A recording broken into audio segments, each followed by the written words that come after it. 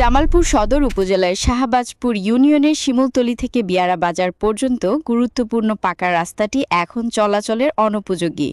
দীর্ঘদিনের অবহেলা আর বর্ষার পানিতে সড়কটিতে অসংখ্য খানাখন্দের সৃষ্টি হওয়ায় এটি এখন মরণ ফাঁদে পরিণত হয়েছে। প্রতিদিন শত শত শিক্ষার্থী ও সাধারণ মানুষ চরম ঝুঁকি নিয়ে এই পথে চলাচল করছেন। স্থানীয় এলাকাবাসী জানান, রাস্তাটির যে বেহাল দশা তাতে রিকশা বা ভ্যান নিয়ে চলাচল তো দূরের কথা, পায়ে হেঁটে চলাই দায় হয়ে পড়েছে। ফলে স্কুলগামী শিক্ষার্থী সহ সাধারণ মানুষ প্রতিদিন চরম ভোগান্তিতে পড়েছেন। রাস্তাটি দ্রুত টেকসইভাবে পাকাকরণের দাবিও জানান তারা।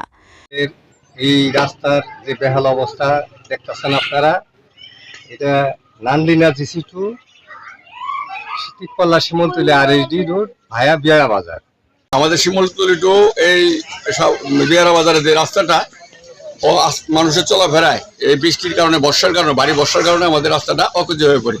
আশা করি আমাদের এই রাস্তাটা সংস্কার করা হয়, মানুষের চলাফেরার জন্য সুযোগ তৈরি করে দেওয়া হয়। জনদুর্ভোগ কমাতে স্থানীয় সমাজসেবক ও মেম্বার প্রার্থী আব্দুর রশিদ এবং বিএনপি নেতৃবৃন্দ নিজেদের ব্যক্তিগত উদ্যোগে বালি ও খোয়া ফেলে সাময়িকভাবে মেরামতের চেষ্টা করেছেন।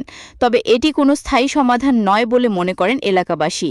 তারা সড়কটি দ্রুত সংস্কারের জন্য স্থানীয় সংসদ সদস্য অ্যাডভোকেট শাহ মোহাম্মদ ওয়ারেস আলী মামুনের জরুরি হস্তক্ষেপ কামনা করেছেন। আমি আমার ছোট ভাই রশিদকে ধন্যবাদ জ্ঞাপন করে মাননীয় এমপি মহোদয়, আমাদের প্রিয় এমপি মহোদয় শাহ মোহাম্মদ ওয়ারেস আলী মামুন ভাইকে আমরা আশা করি মামুন ভাইয়ের মাধ্যমে যেন অতি তাড়াতাড়ি আমাদের এই রাস্তাটা সংস্কার করা হয়।